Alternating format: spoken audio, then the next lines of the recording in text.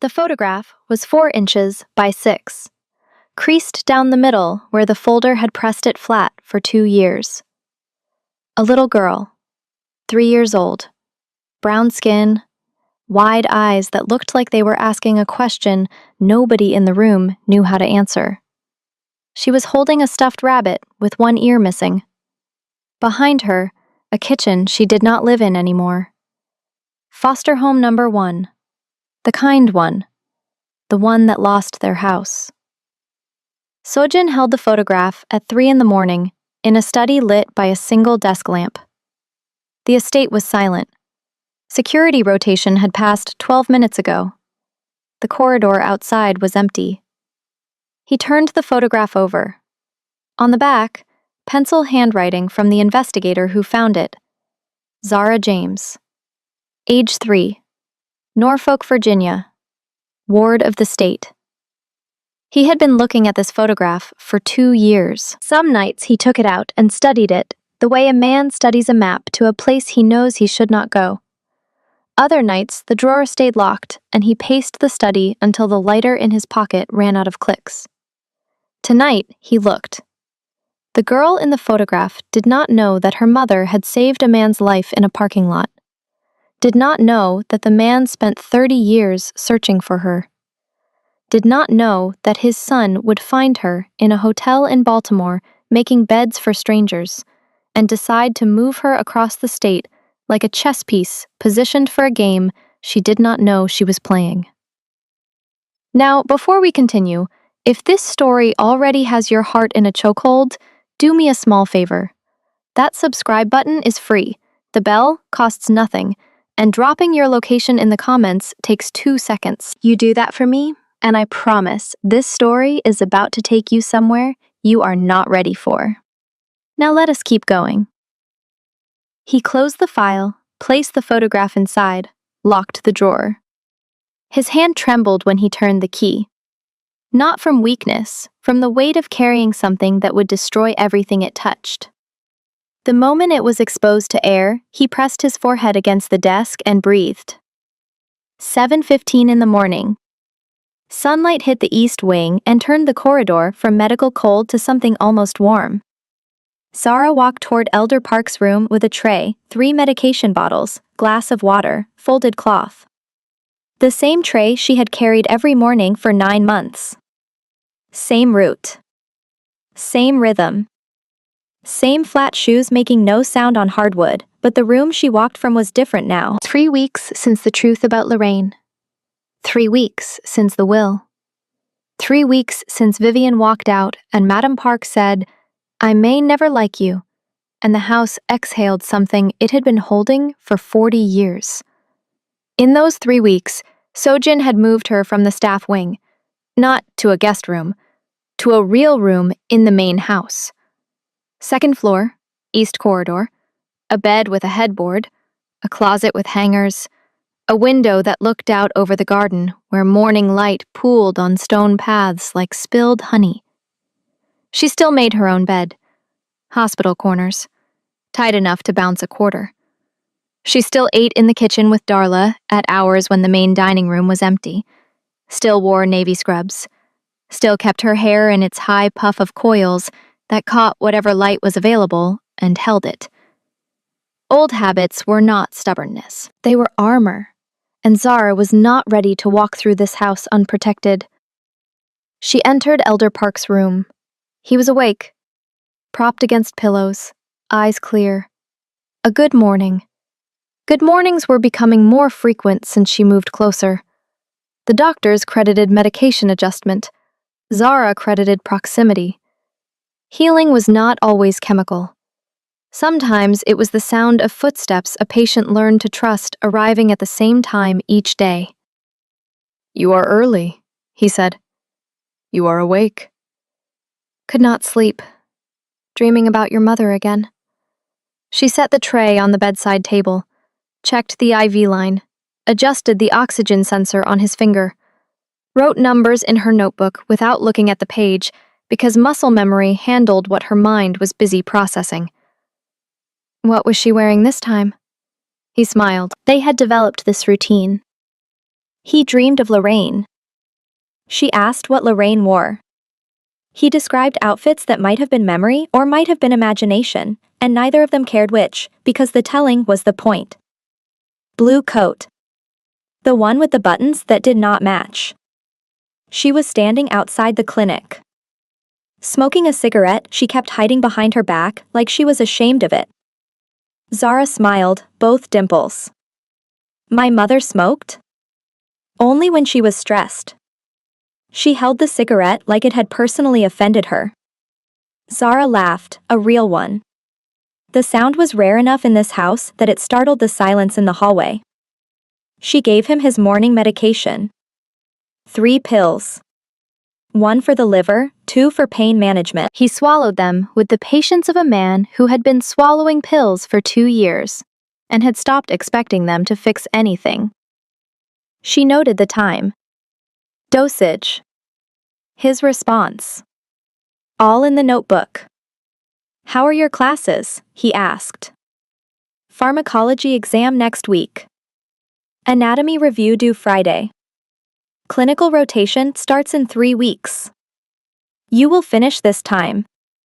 Yes. Good. Your mother would have finished too. She was 2 semesters short when he stopped. The sentence ended where it always ended. At the edge of a cliff neither of them could see the bottom of. Zara squeezed his hand. I know. She left his room at 8 and walked toward the main house. The corridor between the east wing and the central hall was where 2 worlds met.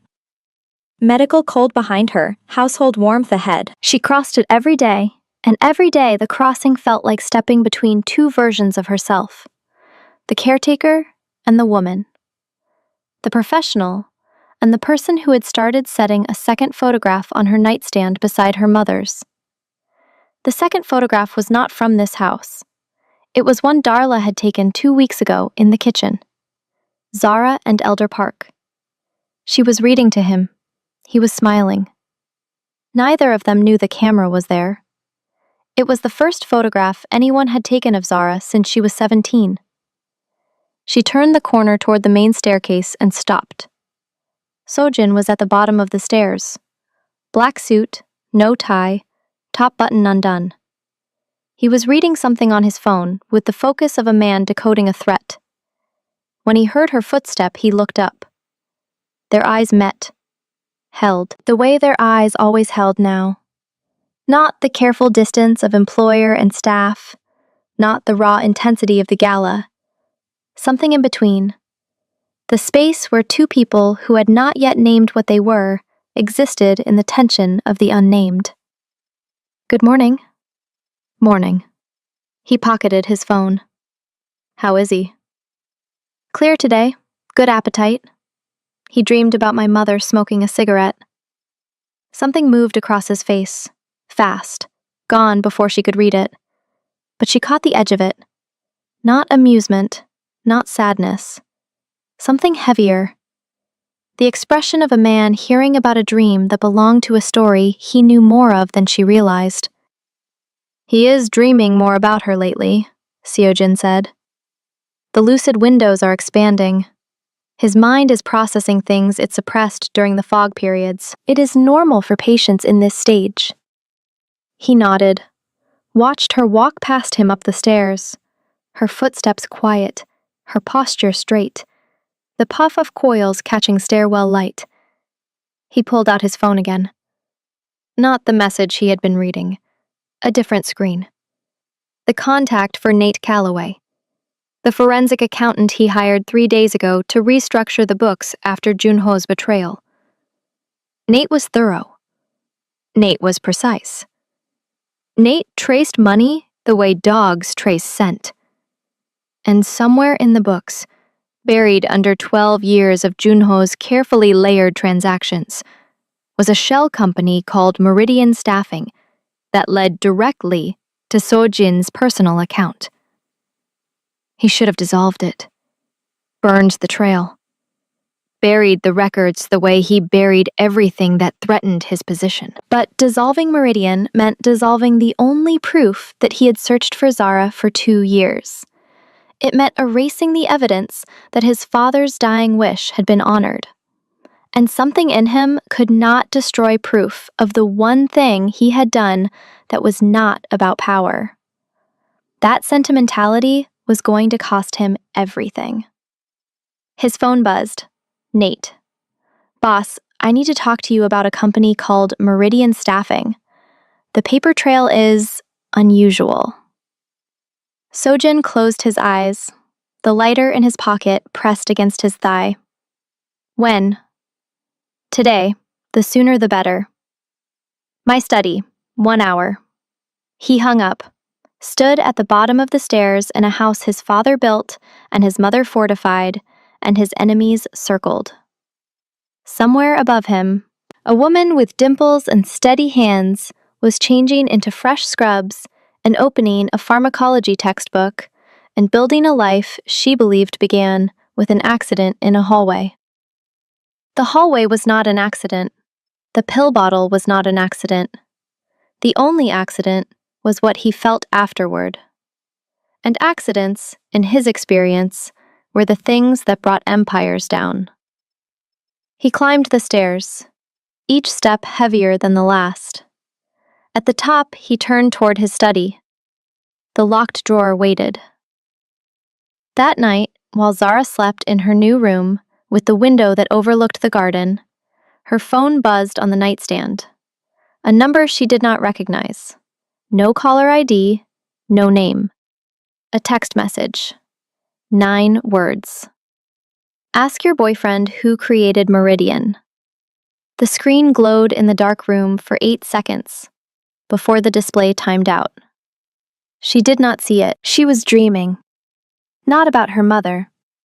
About a man who caught a falling bottle in a hallway and looked at her like she was the answer to a question he had been asking his whole life. In the morning, she would see the message. She would read it twice. She would not respond.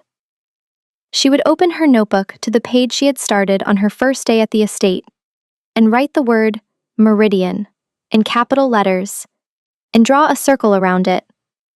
And the circle would close around everything. Nate Calloway sat across from Sojin with a leather folder and the expression of a man who had found something he wished he had not. The study was quiet. Midday light through the window. The desk between them held a laptop and 2 glasses of water neither man had touched. Nate was 36, Black American, tall and narrow with wire-rimmed glasses that made him look academic until you watched him work, and then he looked like a surgeon cutting through tissue to find the thing hiding underneath. Sojin hired him 4 days after Junho was removed, because 12 years of books handled by a traitor required someone who could read numbers the way detectives read crime scenes. He opened the folder. Meridian Staffing Group, incorporated in Delaware 8 months and 6 days before Zara James was placed at this estate. Shell company. Single employee on record. 1 placement ever made. The company was created to hire 1 person. Sojin did not move. The incorporation documents list a registered agent in Wilmington. Standard. But the funding did not come from your father's accounts. I checked every line, every transfer, every holding he controls. Nothing. He turned a page.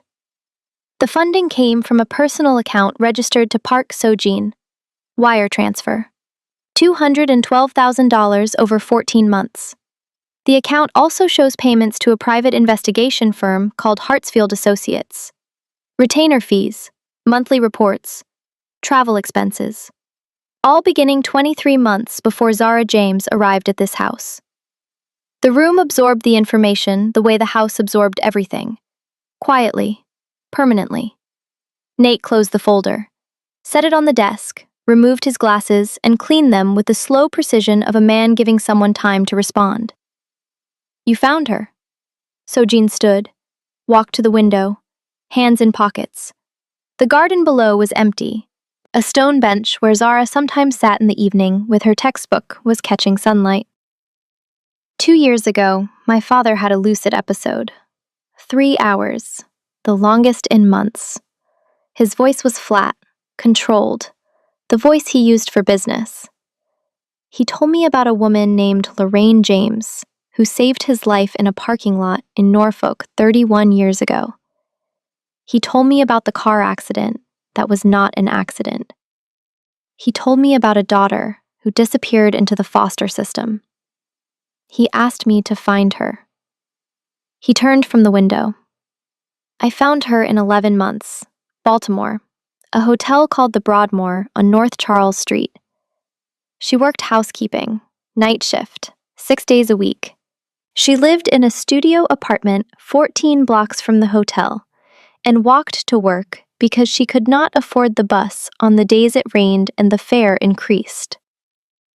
Nate said nothing. I watched her for 3 weeks before I made a decision. Not personally, through the investigators. They sent photographs, reports, her routine, her habits. She shopped at the same grocery store every Tuesday. She sat in the park on her day off and read library books about nursing. She had a library card with a cracked laminate, and she handled it like it was a passport. He picked up the lighter from the desk, did not click it, held it. I created Meridian, routed the placement through a channel my mother would not question, made it appear that my father had arranged everything, directly from his personal holdings. If my mother knew I was involved, she would have assumed I had motives and blocked the placement. Did you have motives? The question landed like a stone in still water. Sojin looked at the lighter in his hand.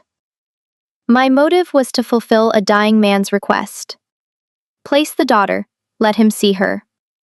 Pay the debt my family owed to a dead woman. That was the scope of it. And the hallway? The pill bottle? Silence. 3 seconds. 5.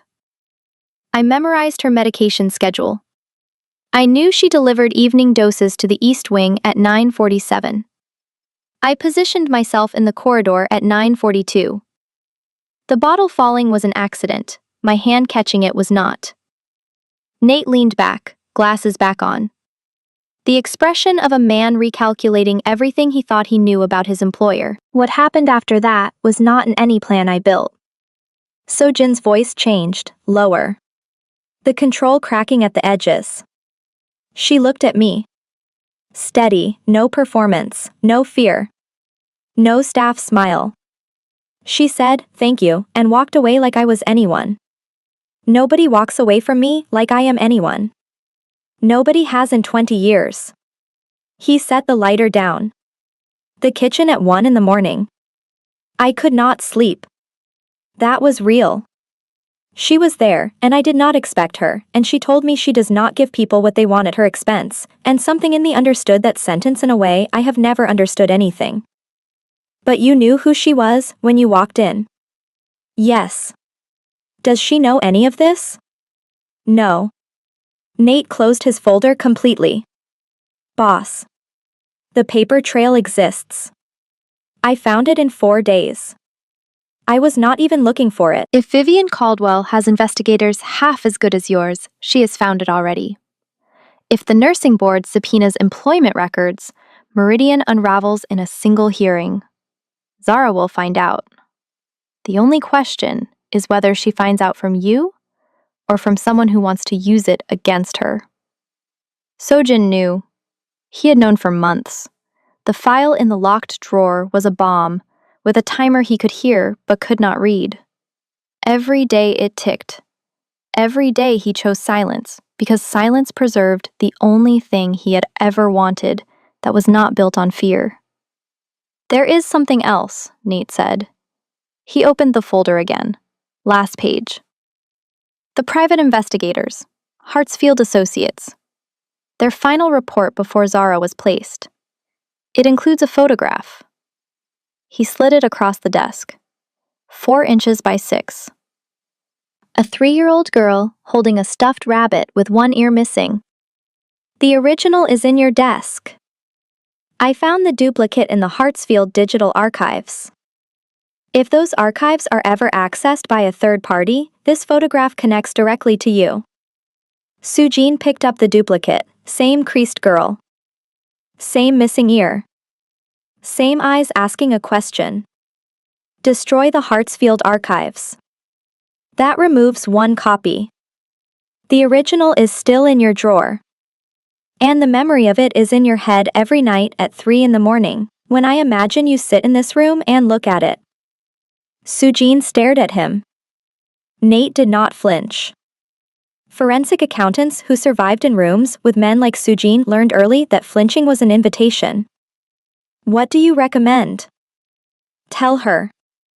Tonight. Before someone else does. Because the difference between a confession and an exposure is the difference between a crack and a collapse. One you can repair, the other brings the whole structure down. Sojin did not answer. Nate stood, collected his folder, walked to the door. She saved your father's life 3 times. She stood in front of armed men in a dark room. She poured wine for a woman who humiliated her without spilling a drop. He paused at the door. A woman like that can survive the truth. What she cannot survive is finding out you did not trust her enough to give it. He left. The door closed. Sojin stood alone in the study with the duplicate photograph and the locked drawer, and the lighter he had not clicked once during the entire conversation, because some moments were too heavy for nervous habits. He should tell her tonight. He knew it the way he knew shipping schedules and security rotations, and the exact amount of silence required to make a room comply. He knew it. But tonight she had a pharmacology exam to study for, and tomorrow she had clinical prep. And every night for the rest of the week she would sit beside his father and read about kintsugi and gold and broken things.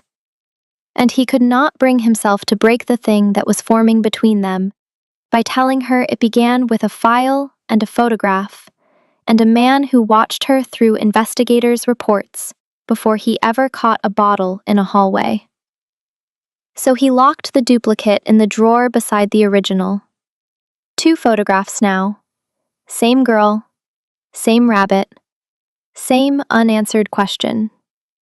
And somewhere across the estate, Zara sat in her room with her phone, the text message from last night glowing on the screen. 9 words she had read 4 times. Ask your boyfriend who created Meridian. She had decided it was Vivian. Sabotage. Psychological pressure before the nursing board hearing. She would not take the bait.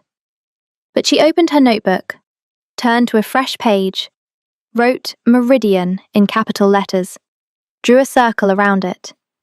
Beneath the circle she wrote 3 questions. Who funded it? Why was it created 6 days before I was placed? Why does this number know about it? She closed the notebook, placed it in her bedside drawer, beside the photograph of her mother and the 4 notes from Mrs. Kang that said, "Leave." She would not chase this now. The board hearing was in 11 days, her pharmacology exam in 3. She had priorities, and none of them were anonymous text messages designed to make her lose focus. But Zara James kept notebooks for a reason, and the questions she wrote down were the questions that eventually got answered. Every single time. 11 days until the board hearing. Zara built her defense the way she built everything, methodically, without help. At the small desk in her room, with the window overlooking the garden, she spread 8 months of documentation across the surface and organized it into a case. The medical notebook. Every vital sign. Every medication administered, with dosage, time, and patient response. Every emergency intervention documented within 15 minutes of occurrence. Every call to the private physician logged with duration and outcome. 312 entries across 243 days. Her nursing school transcripts. 3 years of grades. Not a single mark below 92. Clinical evaluations from instructors who wrote things like exceptional patient instinct and natural clinical judgment. She had been 11 credits short of completion when the money ran out. 11 credits between her and the credential that would have made the last 8 months unquestionable. The paramedic's letter. She had called him, introduced herself, explained the situation with the directness of a woman who did not have time for small talk. He remembered the night. He remembered her chart.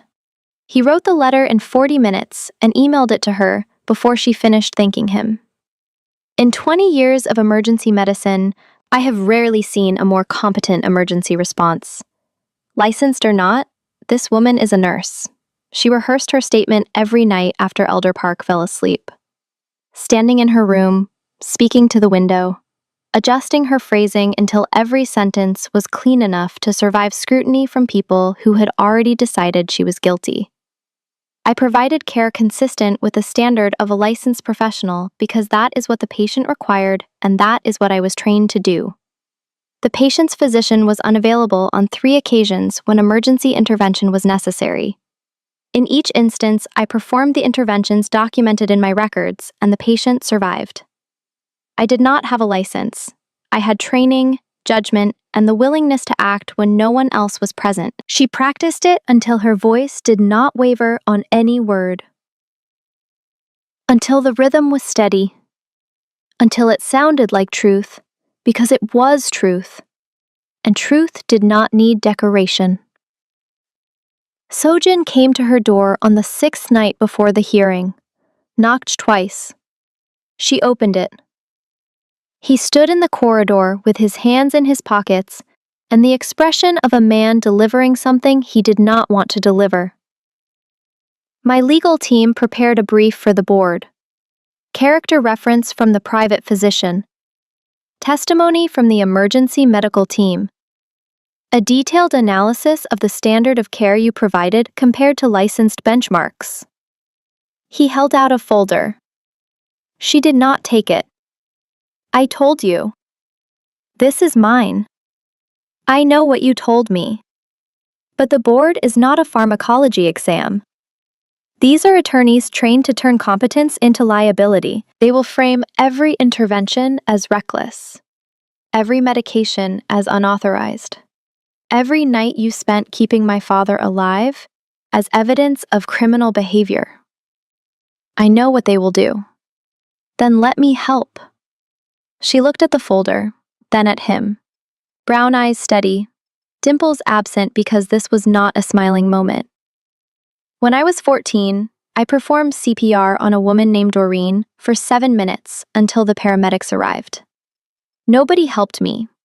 Nobody prepared a legal brief. Nobody stood in a doorway offering to make it easier. I kept her alive with my hands and my training and the fact that I refused to stop. That is who I am.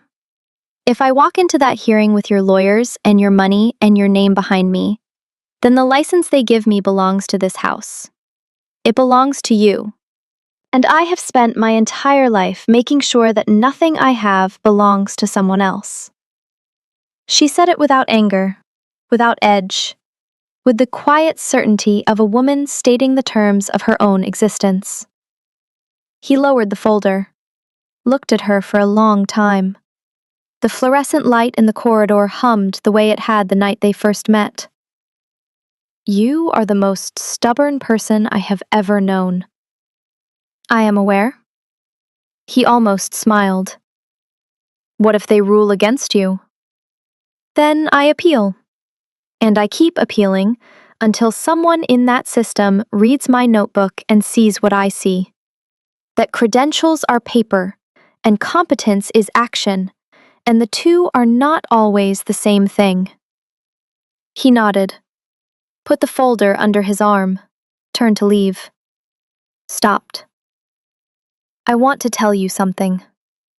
Her hand was on the door, ready to close it. She paused, looked at him over her shoulder. His jaw was tight. The lighter was in his pocket, and his hand was near it, but not touching it. His body language said the words were heavy, and his mouth was deciding whether to carry them across the threshold. What? 3 seconds. His lips parted. The sentence was right there, behind his teeth, ready. Meridian. The photograph. Baltimore. 2 years. I found you. I placed you. The hallway was not an accident. I am the reason you were in this house, and everything you think happened by chance was architecture. Good luck on the pharmacology exam. She blinked. Thank you. The door closed. He stood in the corridor, pressed his back against the wall. The same position. He had stood here the night he listened to her read about kintsugi. Now he stood here, holding the truth in his chest like a second heartbeat, and listening to the sound of her chair scraping as she sat back down at her desk to study. He was a coward. He ran an empire that controlled 14 ports, and he could not say 9 words to a woman in navy scrubs. He walked to his study, opened the locked drawer, looked at the photograph, closed the drawer, clicked the lighter 7 times. 4 days later, the hearing. Virginia Board of Nursing, a conference room in Richmond with fluorescent lights and a long table and 5 board members who would decide whether Zara James was a criminal or a nurse. Dr. Priya Nair sat at the center, 38, Indian American, black hair pulled tight, reading glasses she wore on a chain when they were not on her face. She reviewed cases the way judges reviewed appeals, every detail weighed, every claim tested. No performance impressed her, and no tears moved her. Facts were the only currency she accepted. Vivian's attorney sat at the complainant's table, a man named Whitfield with a shaved head and cufflinks that cost more than Zara's monthly salary at the Baltimore hotel. He presented the case with the smooth confidence of a man who had won rooms like this before. 8 months of unlicensed care, intravenous medication administration, emergency medical interventions performed without credentials. A patient with life-threatening conditions whose primary caretaker lacked legal authorization to provide the care she gave. He used the word reckless 4 times, unauthorized 6 times, dangerous twice. He painted a picture of a woman playing nurse in a rich man's house while the family looked the other way. Zara sat alone at the response table. No attorney, no advisor. Navy blazer she bought at a consignment shop. Hair in its puff, hands folded on the table. Still. When it was her turn, she opened her notebook. Not a legal brief, not a prepared defense drafted by a team. A notebook with a blue cover and 8 months of handwriting. She walked the board through every entry, every vital sign, every intervention. She explained her clinical reasoning for each decision. She did not apologize. She did not plead. She presented evidence with the precision of someone who had been trained to observe, document, and act, and who had done all 3 without a single error in 243 days. She presented the paramedic's letter. She presented her transcripts. She presented the 3 emergency interventions that saved Elder Park's life.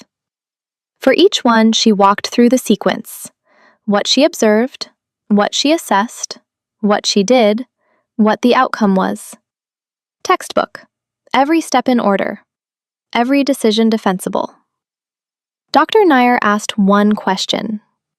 Miss James, you were 11 credits short of licensure. Why did you not disclose your status to the family when you were placed? Zara did not hesitate. The placement was arranged through a staffing agency. I was presented as a caretaker, not a nurse. I provided caretaker-level duties for the first 3 months. When the patient's condition deteriorated and the private physician became less available, I began performing interventions that exceeded caretaker scope, because the alternative was allowing the patient to die while waiting for someone with a piece of paper to arrive. Silence. Dr. Nair wrote something on her notepad. The board members exchanged glances. Whitfield attempted redirect. Dr. Nair cut him off. I have heard your arguments, counselor. I would like to hear more from Miss James. The hearing lasted 2 hours and 40 minutes. The board deliberated for 38 minutes. Zara sat in the hallway alone. The fluorescent light buzzed above her the same way it buzzed in every corridor she had ever waited in. Foster care offices, hospital waiting rooms, hotel break rooms. She had spent her life in hallways, waiting for other people to decide her future. The door opened. Dr. Nair stood in the frame. Miss James, the board has reached a decision. Your provisional license is granted effective immediately. You may practice under supervision while completing your remaining credits. The criminal referral has been declined. The board finds that your care was consistent with the standard of a licensed professional and likely prevented the patient's death on multiple occasions. She paused, removed her glasses, looked at Zara with something that was not quite warmth but was adjacent to it. Finish your degree, Ms. James. You have earned what comes after it. Zara walked outside. Richmond sunlight hit her face. She stood on the steps of the building and breathed. Her hands were shaking for the first time in months. Not from fear. From the release of it. She called Darla first. Darla screamed so loud Zara had to hold the phone away from her ear. She called Sojin second. He answered on the first ring, which meant he had been holding the phone. I did it. I know you did. How do you know? I just walked out. Pause. She heard the lighter click on his end. Once. The pause stretched 1 second longer than it should have. Because I never doubted you would. She hung up smiling. Both dimples. Standing in the sun outside a building where she had just proved to 5 strangers that she was who she had always known she was. He hung up staring at the locked drawer. The smile on his face lasted 3 seconds before the weight returned. She had just fought the hardest battle of her life alone and won. Clean. On her own terms. With her own notebook and her own voice and no help from anyone. And the thing he was hiding could undo all of it. Because the board cleared her based on a placement through Meridian staffing. If the real ownership of Meridian surfaced, the entire hearing could be reopened. Her license challenged, the criminal referral reinstated. Not because her care was deficient, because her placement was engineered by the son of her patient. Conflict of interest. Fraud. The legal terms stacked like bricks. His phone buzzed. Nate. Vivian's people accessed the Delaware corporate registry this morning. They pulled Meridian's incorporation records. The timer on the bomb clicked forward. He could hear it now. Not imagined. Real. Elder Park was dying the way candles die. Not suddenly, in stages. The flame shrinking and steadying and shrinking again, until the room adjusted to the dimness and forgot there had been more light. His lucid windows were still clear, but shorter. 2 hours instead of 3. Then 90 minutes. Then an hour so sharp and focused, it felt like the sun breaking through fog before the clouds returned.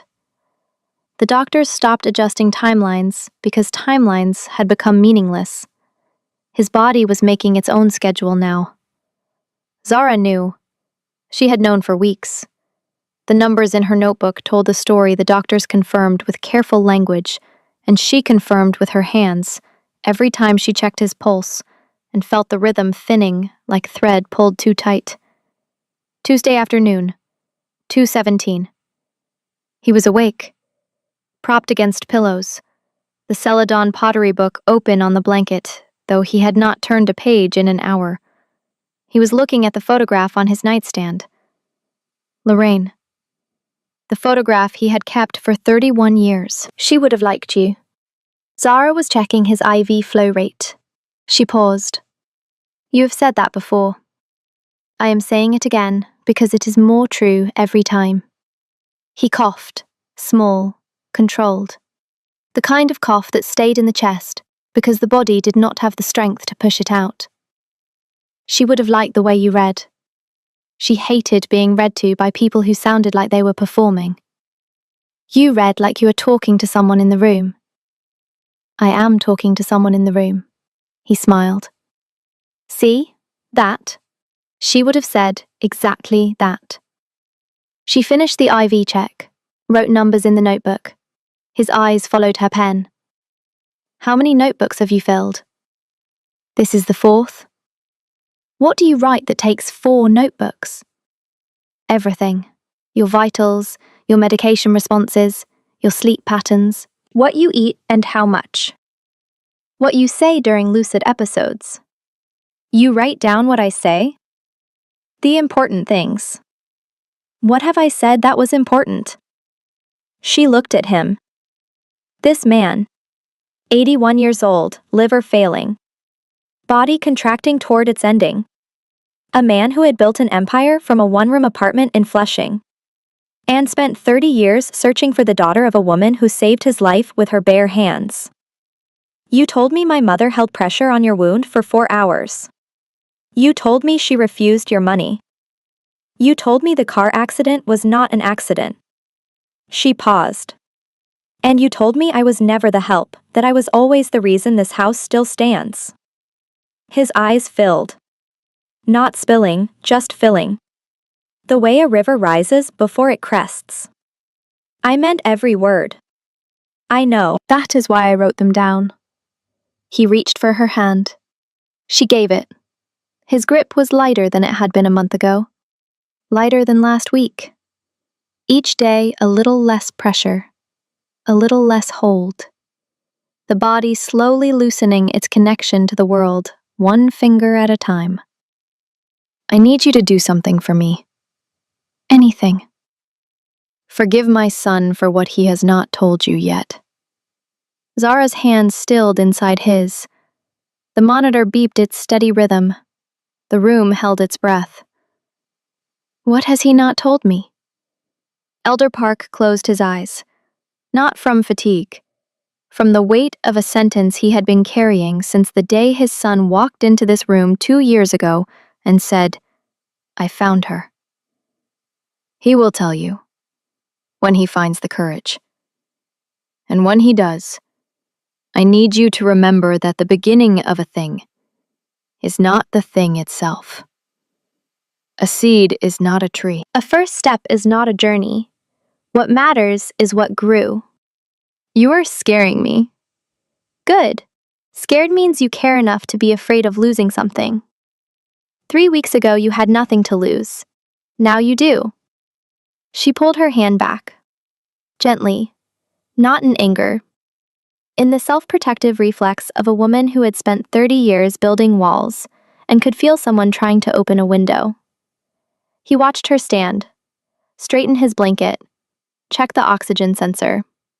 The professional rituals that anchored her when the personal became too much. Whatever it is, she said without looking at him, it does not change what I do in this room. You are my patient. That is not conditional. I know. That is the other thing your mother would have said. That night, the kitchen. 1 in the morning. Same moonlight on the same steel countertops. Same hum from the commercial refrigerator. The only room in the estate where the power dynamics dissolved, because kitchens, at 1 in the morning, belong to no one, and therefore belong to everyone. Zara was already there. Tea, notebook open. Not the medical one, the personal one. The page marked Meridian was still circled. Beneath the 3 questions she had written 11 days ago, she had added nothing. The board hearing was 1. The text message had not repeated. She had decided the anonymous number was a dead end. But Elder Park's words from that afternoon sat on her chest like a stone. Forgive my son for what he has not told you yet. Sajin entered at 1:12. He stopped when he saw her. They looked at each other across the kitchen the way they always did in this room. No titles, no positions, no estate, just 2 people and moonlight. He sat beside her, not across from her, beside, their shoulders touching. She did not move away. Your father said something to me today. He says a lot of things. He told me to forgive you for something you have not told me yet. The kitchen went still. The refrigerator hum became the loudest sound in the world. Sojin's shoulder against hers went rigid. A tension that started in his jaw and traveled down his neck, into the muscles of his arm where it pressed against hers. He should not have said that. But he did. So now I am sitting here at 1 a.m, wondering what it is that the man She stopped, recalibrated, started again. What it is that you have not told me. He turned to look at her. Close. 12 inches between their faces. She could see the silver streak at his temple, the jaw that looked carved rather than born, the dark eyes that gave nothing away, except right now, when they were giving away everything. I want to tell you. I have wanted to tell you for weeks. Every time I get close to it, something stops me. What stops you? The possibility that after I say it, you will look at me the way you look at everyone else in this house, like I am someone to manage, someone to navigate around, someone who controls where you go. She studied his face, the exhaustion, the lighter he was not clicking because his hands were on the table, both of them open, as if he was showing her he had no weapons. Tell me. He opened his mouth. The sentence was there, right there. The same sentence that had been behind his teeth in the corridor outside her room. The same one that had almost broken free during the phone call after her hearing. She put her hand on his, palm down on his knuckles. Warm, steady. The same steadiness she used to stabilize IV lines and check oxygen levels and hold dying men's hands in dark rooms. Whatever it is, I have survived foster homes and hotel night shifts and a woman who poured wine on me in front of 300 people. I can survive a sentence. He turned his hand over, their fingers interlaced. Second time. Deliberate. In the moonlit kitchen where they had first spoken alone, where she told him she did not give people what they wanted at her expense. When I tell you, and I will tell you, it will change how you see everything that has happened between us. Every moment. From the hallway to right now. Then why are you holding my hand while you say that? Because after I tell you, you may not let me hold it again. Silence. The refrigerator, the moonlight, their fingers. Locked together on a kitchen table in a house built on secrets. She squeezed his hand. Once, hard, then let go.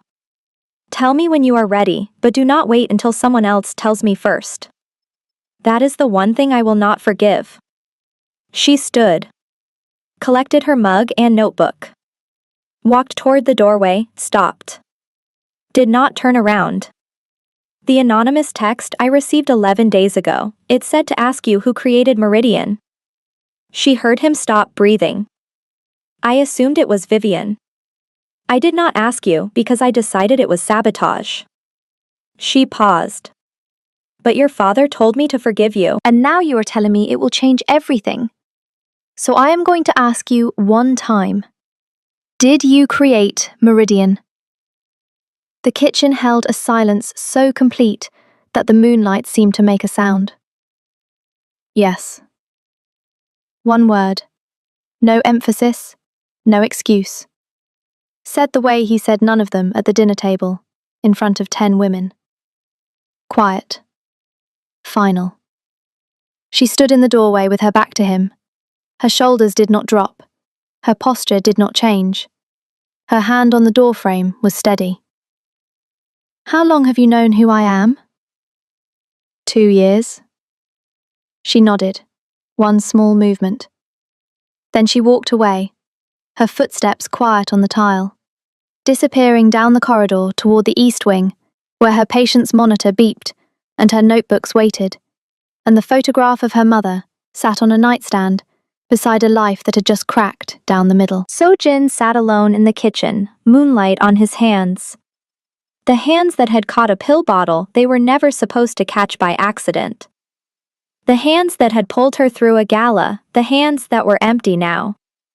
He picked up the lighter from his pocket, clicked it, no flame. The fluid was gone. He had been clicking an empty lighter for days without realizing it. He set it on the table. First time he had ever let it go. And sat in the silence of a kitchen that had just heard the beginning of an ending he had spent 2 years trying to prevent. She did not sleep. She sat at her desk with the notebook open and rewrote the timeline of her own life. 8 months and 6 days before her placement, a shell company was created in Delaware. Funded by Park So-jin. Not his father. Him. The man who caught the bottle. The man who asked his lieutenant to find out everything about her. The man who stood in a hallway and listened to her read about kintsugi and said nothing, and walked away, carrying something he could not name. He could name it. He had always been able to name it. He knew her name before she knew his. He knew about Lorraine before she knew about Lorraine. He knew about the foster homes and the hotel and the unfinished degree and the library card with the cracked laminate before she ever set foot in a corridor where a pill bottle would conveniently fall from a tray she had carried 100 times without incident. She went back further. The staffing agency call. She had never applied to Meridian. She had been confused when they contacted her, asked why they called her specifically. The rep said her name came up in their database. She did not question it, because questioning good luck felt like tempting it to leave. It was not luck. It was a man with resources and a file and a photograph of a 3-year-old girl holding a rabbit.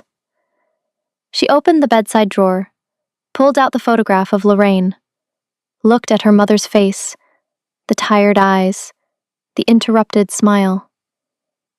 Your mother saved my life. True. I spent 30 years searching for you. True. But it was not the old man who found her. It was his son. And his son did not just find her. His son watched her for 3 weeks through investigators. His son memorized her schedule. His son built a company and fabricated a staffing agency and positioned her inside a house where a pill bottle would fall and a hand would catch it, and a woman who had never been chosen by anyone would believe she was being seen for the first time. The foster homes, 3rd one, 6th one, the ones that were decent, I funded them, anonymously. Elder Park said he funded them. But was that true? Or had Sujin arranged that too? How deep did the architecture go? How many moments she believed were chance, or kindness, or luck, were actually the engineering of a man who decided where she belonged before she knew he existed? She pressed her palms against the desk until her fingers went white. She was not angry. She was something worse. She was recalculating, running every memory through a new filter and watching each one change color. The hallway became a stage. The kitchen became a setup. The gala became a performance. Give me the one no one wanted became a line delivered by a man who had already chosen her in a file 2 years before he said it out loud. She thought about the foster system. 17 homes she did not choose. Agencies that moved her from house to house based on paperwork she never saw. Social workers who decided her placement over coffee in offices she was not invited to. Her entire childhood was other people deciding where she went. And now this. At 6 in the morning, she walked to the East Wing. Elder Park was sleeping. The monitor beeped. She checked his vitals, wrote numbers. Her handwriting was steady, because her handwriting was always steady. The body did what training demanded, even when the mind was somewhere else entirely. She looked at the old man's face. Thin skin, veins like map lines. The face that had told her about her mother. The face that had given her the only history she possessed. Forgive my son for what he has not told you yet. He knew. He had always known. Father and son holding the same secret between them like a rope, with her on the other end. She did not blame Elder Park. He was dying. His request to find her was the act of a man trying to repay a debt before the clock ran out. That was love in the only language a dying man had left. But Sojin was not dying. Sojin was 42 years old and fully capable of walking up to a woman in a hallway and saying, "Your mother saved my father's life 31 years ago, and I have been searching for you for 2 years, and I brought you here to fulfill his dying wish." He could have said that on the first day, on any day. He chose not to. He chose the bottle, the corridor, the lingering looks, the slow orbit of a man pretending to discover someone he had already studied like a case file. At 7:15, Sojin appeared in the East Wing corridor. He looked like he had not slept. Shirt wrinkled, no jacket. The lighter was not in his hand. He stopped when he saw her coming out of Elder Park's room. They stood 10 feet apart. The distance between them felt like a new measurement. Not the intimate distance of the kitchen, not the professional distance of employer and staff. Something colder. The distance between a woman who just learned the ground she was standing on had been built by someone else and the man who built it. "Can we talk?" "We are talking. Properly. In my study." She looked at him. His face. The cheekbones. The jaw. The silver streak. She had memorized this face over 8 months of glances and corridors and one moonlit kitchen. She had trusted this face, not because it was beautiful, because it seemed honest. Because the man behind it caught a pill bottle and asked why she stayed, and sat on a hallway floor outside his dying father's room, because leaving felt wrong. All of it, architecture. "Your study, 10 minutes. She walked past him. He watched her go, the footsteps quiet, the puff of coils catching fluorescent light the way it always did. Same woman, same walk. Same steady posture that made harsh lighting gentle against her face. Everything the same, and nothing the same. The study. He stood at the window. She sat in the chair across from the desk, the same chair Madame Park sat in when she heard, "Give me the one no one wanted." And the hope died in real time on her face. On the desk between them was the file, open. The photograph of the 3-year-old girl on top. Zara looked at it and something behind her eyes shifted. A door closing. "That is me." "Yes." "How long have you had it?" 2 years. "Where did you get it?" "The investigators I hired to find you. Hartsfield Associates. They accessed foster records and cross-referenced them with your mother's last known address in Norfolk. The photograph was in a file from your first placement." She picked up the photograph, held it the way she held medication bottles. Carefully, precisely, as if the wrong pressure might break it. "I was 3. Yes. I do not remember this rabbit. The investigator's notes say you carried it for 2 years. The second foster home took it away. Something about hygiene rules." Her jaw tightened, a muscle flexed and released. The second foster home. 4 children and not enough food for 5. They took the rabbit and she cried for 3 days and then she stopped crying. Because crying did not bring things back. She set the photograph down. "Tell me everything, from the beginning, leave nothing out." He told her, all of it. The lucid episode 2 years ago. His father's story about Lorraine. The request to find the daughter.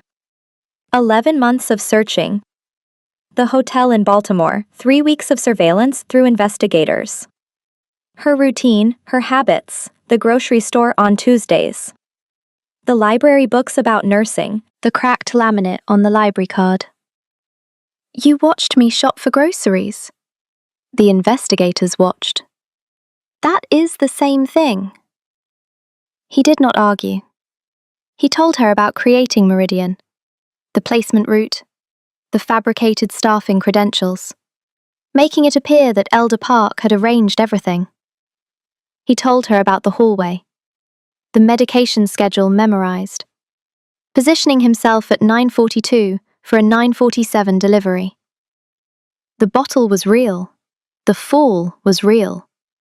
You stumbled on the floor mat, and the tray tilted, and the bottle dropped. That was not staged. Just everything around it. He said nothing. The kitchen, 1 in the morning. I could not sleep. Going to the kitchen was not planned. You being there was not planned. But you knew who I was when you saw me. Yes. You knew who I was every time you looked at me.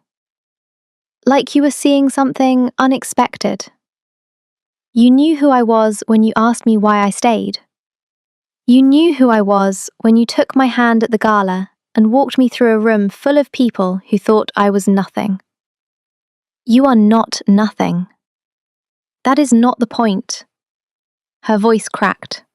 One fracture, sealed immediately. The point is that I thought you saw me. I thought for the first time in my life, someone looked at me without a file, without a case number, without a placement form. I thought you saw Zara, not the daughter of a woman who saved your father, not a debt, not a project. Me. He stepped forward. She held up her hand. Stop. He stopped.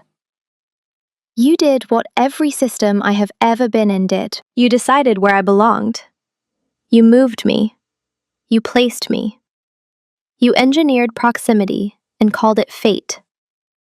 The only difference between you and the foster system is that you caught a pill bottle while you did it. The sentence landed in the room like a body hitting the floor. Sojin flinched. The first time she had ever seen him flinch. The pill bottle was the only honest moment in this hallway, she continued. Your hand moved before your plan caught up. That reflex was real. Everything before it and everything after it was a decision you made without me. She stood. You should have told me on the first day. You should have walked up to me and said your mother saved my father, and I spent 2 years finding you, and I brought you here because he is dying and he wanted to see you. I would have understood that. I would have stayed for that, because that is a debt, and I understand debts. She walked to the door, turned. What I do not understand is why you turned a debt into something that felt like love, and did not tell me which one it was. She left. The door closed with the click that this house had perfected. Quiet. Final. Sojin stood in his study, the file open on the desk, the photograph of the 3-year-old girl staring up at the ceiling. The lighter was on the kitchen table where he had left it last night. He had nothing in his hands, nothing in his pockets, nothing between him and the silence, except the sound of a monitor beeping in the East Wing, where a woman who had just dismantled him with 12 sentences was already back at work, checking vitals, writing numbers. Hands steady, because Zara James did not stop working when the world broke. She wrote it down and kept going. She always kept going. That was the thing he loved about her, and it was the thing that was going to carry her out of his life. Elder Park died on a Wednesday at 4:47 in the morning. There was no emergency, no alarm, no crash cart. His heart rate slowed the way a song slows when the musician decides the performance is complete. Each beat further from the last, the spaces between them widening, like pauses in a conversation where both people know the last word has already been said. Zara was there. She had been there since midnight, Not because the monitors indicated crisis, because she knew. 8 months of tracking this man's body had given her a fluency in its language that no machine could replicate. The subtle change in his breathing at 11. The way his fingers relaxed against the blanket at 11:30. The imperceptible shift in skin temperature at midnight that told her the body was beginning its final negotiation with itself. She called Madame Park at 3. "You should come." Madame Park arrived at 3:19. No pearls, no silk. A robe and bare feet. Her hair was down for the first time Zara had ever seen. Silver and black and longer than expected.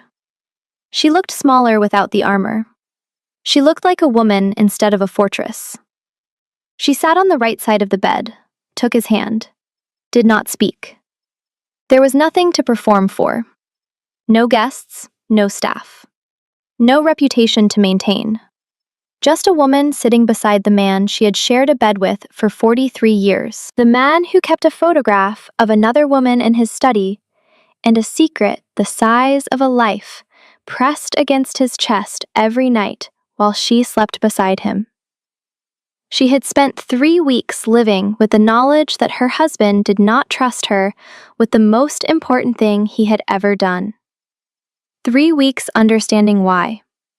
3 weeks arriving at a truth she had never spoken aloud. He was right not to trust her. She would have stopped him. She would have called it reckless. She would have prioritized the family name over a dead woman's sacrifice and a living daughter's chance at something resembling home. That recognition had done something to her that no gala or dinner or power negotiation had ever done. It had made her honest. Not kind. Madame Park would never be kind the way other people understood kindness. But honest. For the first time in decades, she could see herself clearly. And what she saw was a woman who had spent 40 years building walls so expertly that she had walled out the one story that mattered. Sojin arrived at 3:31. He stood in the doorway. The same doorway where his father had placed Zara's hand into his. The same threshold he had crossed and uncrossed 100 times in the past 8 months. Zara was on the left side of the bed. She did not look at him. They had not spoken since the study. 2 days of silence. She continued her shifts. She checked vitals. She read the Celadon book. She performed every duty with the same precision she had performed them since her first day. But she did not look at him in the corridors, did not pause when he entered a room, did not leave tea on the kitchen counter the way she had begun doing in the weeks before. She had not left. But she had pulled something back behind a wall and he could feel its absence. The way a room feels the absence of a lamp that used to be there. He stepped inside. Sat in the chair by the door, not beside the bed. He did not feel he had earned the bedside. Not anymore. Elder Park opened his eyes at 4:12, lucid, completely. The kind of clarity that comes when the body has stopped fighting and the mind is freed from the burden of keeping the machine running. His eyes moved from Madame Park to Zara to Seo-jin. He took in the geometry of the room.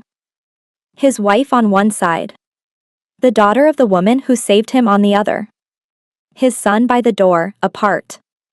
He saw the distance. "Come here." His voice was dry, thin, but clear, directed at Sojin. Sojin moved to the bedside, stood between the two women, his mother on the right, Zara on the left, the old man in the center. The architecture of a family that was not quite a family yet, but was closer to one than any arrangement of people in this house had ever been. "Sit." He sat, on the edge of the bed. His father's hand found his knee. The grip was barely there, a memory of strength rather than strength itself. "Did you tell her?" Sojin looked at Zara. She looked at Elder Park. "He told me," Zara said. "Are you angry?" "Yes." "Good." The old man's lips moved into something that was almost a smile. "Your mother would have been angry too. She had a temper like a summer storm. Fast, loud, and then sun. He breathed. 3 breaths, each one shallower. I asked him to find you. That was my choice. My debt. He did not want to. He said it was manipulation. He said you deserved to be found honestly or not at all. I told him I was dying, and dying men do not have the luxury of honesty. Dying men have urgency. He coughed, small. Zara reached for the water, held it to his lips. Even now, in the middle of anger and betrayal and a room that held more fractures than the kintsugi pottery he loved, she held the water steady and let him drink. He found you in 11 months, brought me your photograph. His eyes went to the nightstand, the photograph of Lorraine beside the lamp. He sat in that chair and told me he would place you and pay the debt and keep his distance. I agreed. He paused. His grip on Surgeon's knee tightened. The last reserves of pressure his hand could produce. 6 weeks later, he came to this room at 2 in the morning, sat where you are sitting now. He told me he had made a terrible mistake. Zara looked at Sojin. He was staring at his father's face, his jaw working, eyes red at the edges. He said he was supposed to manage a debt. Instead, he met a woman who poured wine for someone who humiliated her without spilling a drop. A woman who read to a dying man about gold and broken things, and made the dying feel less like an ending. He said he did not know what to do with what he felt because what he felt was not in the plan. The monitor beeped. Slower now. The beginning was his, the old man said. I asked him to build it. He built it. The hallway, the placement, the bottle. That was architecture. Mine and his. He breathed, but everything after the hallway was not architecture. It was a man falling in love with a woman he was not supposed to fall in love with, and being too afraid to tell her the floor she was standing on was one he had laid. He closed his eyes, opened them. The clarity was fading. She could see it, the tide going out. The middle was yours, Zara. Every conversation, every night in the kitchen, every time you refused to leave when anyone else would have run. That was you, not him, not me. You. He did not make you brave. He did not make you stay. He did not make you pour that glass of wine, or stand in front of armed men, or save my life 3 times with your bare hands. That was the woman your mother raised in 3 years, and the woman you raised yourself in the 27 after. His hand reached for hers. She gave it. His fingers closed around both of them now. Sojin's me and Zara's hand. The end belongs to both of you. I will not be here to see it. But I am asking you. Not as a dying man paying a debt. As a father. Do not let the beginning destroy what came after it. His eyes closed. His breathing slowed, the monitor's beeping stretched into longer intervals. The green light pulsed, each pulse further from the last. Madame Park leaned forward, pressed her lips to his forehead. The first kiss Zara had seen between them. Private. Brief. The kind of kiss that carries 43 years inside it. Rest, Madame Park whispered. I will take care of them. He smiled. She was certain he smiled. The muscles moved. The monitor showed a brief acceleration. The body's last response to something that made it want to stay. Then it slowed. And slowed. And slowed. 4:47, the green line flattened. No alarm. Zara had disabled the audible alert 20 minutes ago because the sound of a machine announcing death was not the sound this room deserved. The silence was enough. The silence was the truest thing the house had ever held. Zara checked the time, wrote it in her notebook. The last entry she would ever make for Elder Park Donghoon. 4:47 a.m. Cardiac cessation. patient, at rest. Her handwriting was steady. It was always steady. She released his hand, placed it on top of the blanket, adjusted his fingers the way she adjusted them every night when she tucked him in, straightened the blanket, smoothed the pillow. Then she looked at Sojin. He was broken. Not visibly, structurally, the way a building looks intact after an earthquake until you see the cracks running through the foundation. His hand was still on his father's knee. His jaw was locked so tight the muscles vibrated. His eyes were open and dry, and looking at a face that would never open its eyes again. "Come sit with him," Zara said. He looked at her, the first time their eyes had met in 2 days. "Come sit with him." He moved from the edge to the chair beside the bed, took his father's hand from where Zara had placed it, held it. The hand that had built an empire and written a 4-page letter and searched for a stranger's daughter for 30 years, and never once let go of the guilt that his world had caused a good woman's death. Madam Park on the right, Sojin in the chair. Zara stood, stepped back, gave them the room. She walked to the window. Dawn was beginning, the Jinya sky turning from black to grey to the first thin line of copper on the horizon. The garden below was dark. The estate quiet. The chandelier in the dining room, where 10 women had sat 8 months ago, was off. The terrace where 300 people had watched Sojin choose her was empty. She stood at the window and let the family grieve behind her. She was not family. She knew that. Whatever Elder Park wanted her to be, whatever Sojin felt or did not feel, whatever Madam Park conceded or withheld. She was a woman in navy scrubs who had come to this house through a door someone else built, and now had to decide whether to walk back through it. Her phone buzzed in her pocket. She did not check it, but later. Back in her room. After the doctors came and the funeral home was called, and the house began the slow process of absorbing the absence of the man who had held it together. She checked. Final semester nursing exam results. She passed. Every one. Full license in 6 weeks. Earned. Hers. Nobody's debt. Nobody's project. Nobody's architecture. On her desk, the Meridian documents sat in a folder. Nate Calloway had quietly delivered the day before. She had not asked for them. He left them outside her door with a note that said, "You deserve to see the full picture." Inside was everything. The incorporation records, the bank transfers, the investigator reports. The photograph of the 3-year-old girl holding a rabbit with one ear missing. She picked up the photograph. Looked at it. The girl who did not know that in 27 years, a dying man would spend a fortune finding her.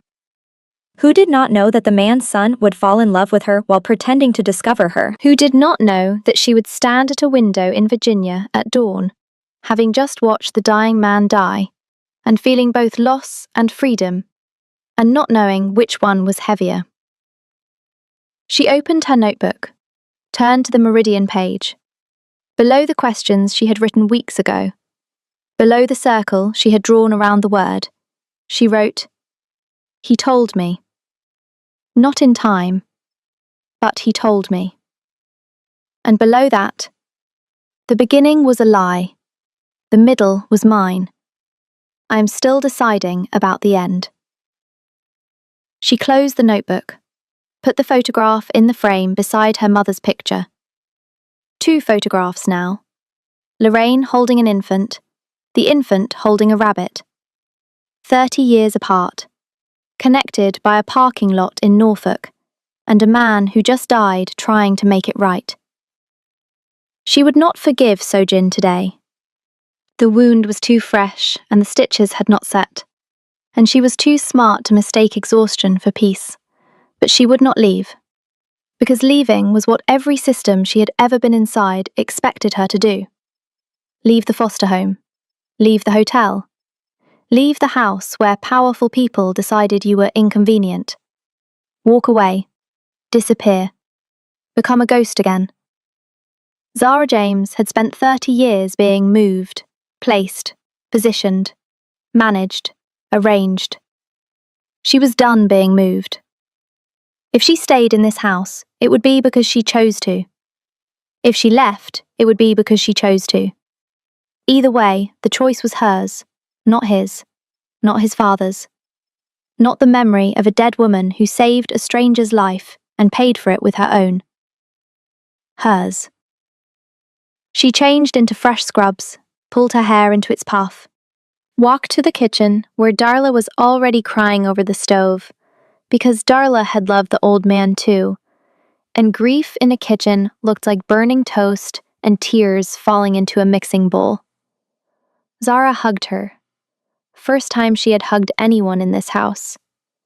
Darla held on like a woman holding a lifeboat. "He is gone," Zara said. "I know." "He went easy."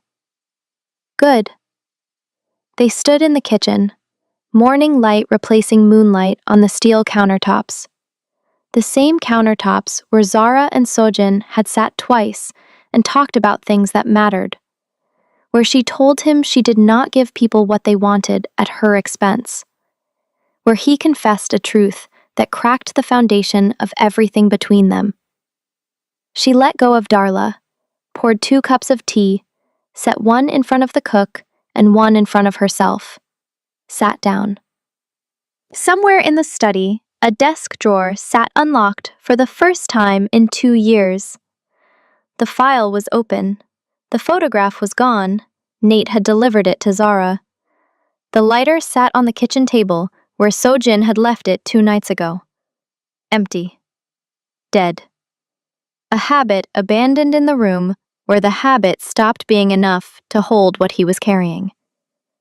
Somewhere in the east wing, a heart monitor was dark. The green light was off. The beeping had stopped. The room was still and clean, and it smelled like antiseptic and jasmine tea, and the fading warmth of a man who had spent his last breath asking 2 broken people to build something whole. Somewhere in a room with a window, a notebook sat closed on a desk beside 2 photographs and a folder full of evidence that a love story began as architecture. The last line, written in steady handwriting, said, "I am still deciding about the end." She was not running. She was not staying because someone told her to. She was sitting in a kitchen, drinking tea, with the only friend she had, in a house that had tried to break her and failed. And in 6 weeks, she would have a license. Real, full, earned. With her name on it and nobody else's. That was the beginning of whatever came next. Not his beginning, not his father's, hers. Subscribe and turn on notifications so you never miss our next story. Share your thoughts in the comments and inspire others.